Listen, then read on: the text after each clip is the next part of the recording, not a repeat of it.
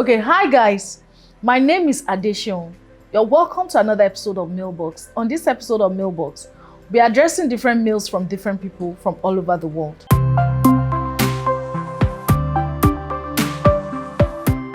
Our first mail today is from Cynthia. Cynthia is from England. She said, "Why won't he let it go? Hello Mailbox, I cheated on my husband 2 years ago. I won't lie, I made a mistake. I owned up to it. I apologized. And I've done everything I can to rebuild the trust. But even after all this time, he still brings it up during arguments. Sometimes I wonder if we will ever really move on from this. How long does it take for someone to truly forgive? Or am I just wasting my time hoping for peace?" So hi Cynthia, on the issue of forgiveness, you really do not have a duration or limit. The most important thing I think for you to do for your own sanity is to be patient with the process with your husband and to be prayerful as well. You must pray for him because different partners and reaction to issues of cheating and how they react differ. Sometimes they say, oh, male, they never forget. Sometimes they say, oh, female, they're always talking about it. But in your case, it's your husband and he keeps talking about it all the time. I think you just need to come correct, be transparent enough, let him trust you more, let him believe it. Because the truth of the matter is, in this life that we are in, tomorrow it might be him, So it's also for you to take a cue and learn a lesson on forgiveness, So, we keep saying all the time that, forgive and forget, But, in forgiving, it must genuinely come from us. And sometimes for some people, it doesn't just come like that. It's not as easy for some people to some people. Some people, it takes them the longest time. However, if you start remembering them in the place of prayer and you also you start committing that issue into God's hand, I'm sure in no time, everything will be resolved. And before you know it, it would forget about it. So Cynthia, you are not wasting your time. There'll be peace. Keep hoping for it. I'm sure there'll be peace in your marriage and in your home one day. Just keep praying for him and be patient with the process. Cynthia, I hope I've been able to address your mail.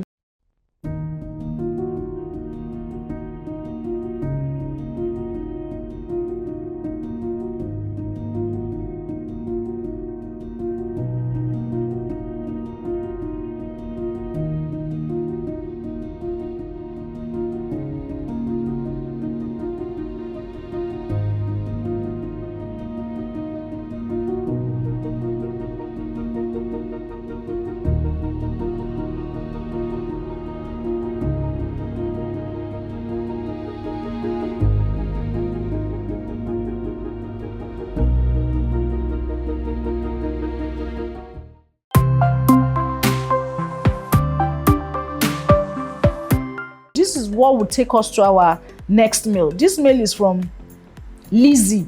Lizzie is from England. Lizzie said, "Just found out he has a child. I've been with my boyfriend for 5 years, and he just found out he has a 7-year-old child from a past relationship. He genuinely didn't know. Now I'm here confused. I love him, but I don't know how to handle this. Please, how would you deal with it?" So just like you said genuinely he didn't know. It's a different case if he was aware of the love child. And since you're already in communication, it's not like they blindsided you from what this conversation is. And don't forget that this is something that happened in his past that just pop up. Of course, there's nothing they can do. A child is a blessing. I mean, you just have to come to terms with it and embrace the child, And then what you should also settle in your own mind too is to be sure that you actually want to stay in that relationship. It won't be something of regret. If you know it's a decision that you can't handle before it gets to marriage, if you guys are not married yet, I think it would be nice if you let him know, And if it's otherwise, if you think it's something you can waive out, because of course you've spoken about his character and his person. You said he's genuine and he really, really loves you. So I would just advise that you sit with him, talk about it. There must be a modus operandi on how moving on, how the child is going to be addressed. Is the child coming to live with you guys when you get married? Is the child still going to be staying with the mom? How will the mother relationship and the child's relationship and your relationship with your husband, how would it be? So I think all this clarity needs to be known, and you can only know that if you can sit with your partner and have a conversation with him. And it's not something you really need to be very angry about or address in some type of way. I think you guys just need to deal with it and resolve it amicably. So pretty much, Lizzie, I think I've been able to answer your question.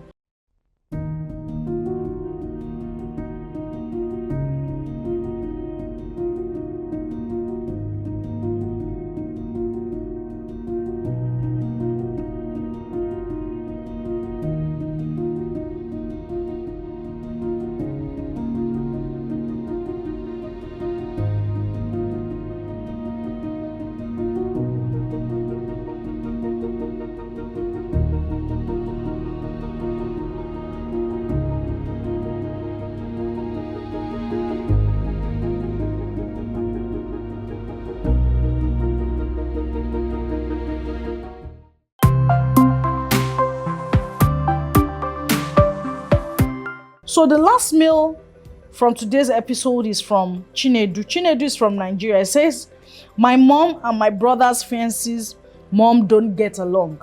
Hello ma, my brother is engaged, but there's been silent tension between our mom and his fiance's mom for a while now. Nothing dramatic has happened, but you can feel it whenever they are in the same space. Now my brother is worried that this might explode during the wedding planning or later in the marriage. He wants peace, but doesn't know how to handle it without making things worse. How can he avoid this turning into a bigger problem? The truth about the matter is, there are different families from different backgrounds. So your mom is your mom, your mother-in-law is also your mother-in-law. Sometimes people really don't agree. People can agree to disagree. However, I don't think that should be a major focus for you if it's being curtailed, because of course, there are things that triggers their argument or that triggers whatever their challenges are. I think people should, as couple, try as much as possible to stay away from that, because the truth about the matter is you cannot truncate a relationship or a blessing that is about to, a bond that is about to be made based on third party. In these questions, the mother-in-laws are the third party. I think they just need to settle what their differences are or manage what their issue is, because the truth about the matter is they have lived their life. They've gotten married at some point and they've gotten to this point. Now it's time for you to live your life. I think the major focus is you and your wife. And what you should be telling your wife now is, so that there won't be problem in the future, each family needs to address each other. So let your wife speak to the mom, you speak to your mother. There's pretty much nothing you want to do about your or how you want to control it. Now you people will now know the modus operandi on how to invite both of them to the house. Probably when this woman is coming, this one won't be coming. You won't be putting issues on them together, because of course you won't also be having them in the home together. And in as regards the marriage or the ceremony that is coming, everything is in God's hand. I don't think you should be projecting anything negative towards that day. Be praying for that day. Pray that everything will go well. Pray that everything. So begin to confess, begin to say good things that is going to happen on the wedding day, and beyond the wedding day, your home. Begin to project positive things. Start making positive confession. Stop attracting negative things. Stop thinking, oh, what if they change tomorrow? I think that's where you should push your mind towards them coming to terms and living in peace. Also pray for them. Pray for your wife, pray for the mom, pray for your husband, pray for the mom, pray for the family at large. I mean, a marriage is a large institution. You are not just married to your wife, you are married to the wife and the family. So it's important that you put everybody in the place of prayer. And I hope I've been able to address your mail.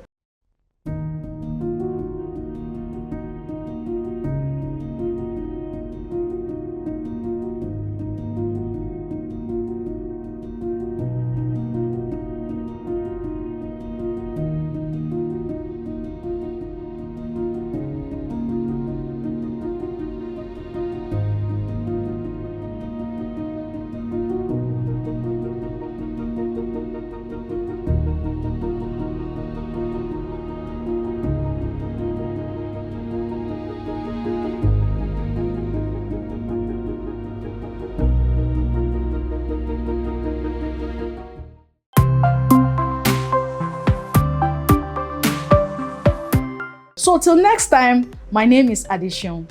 This is the end of this episode. God bless you.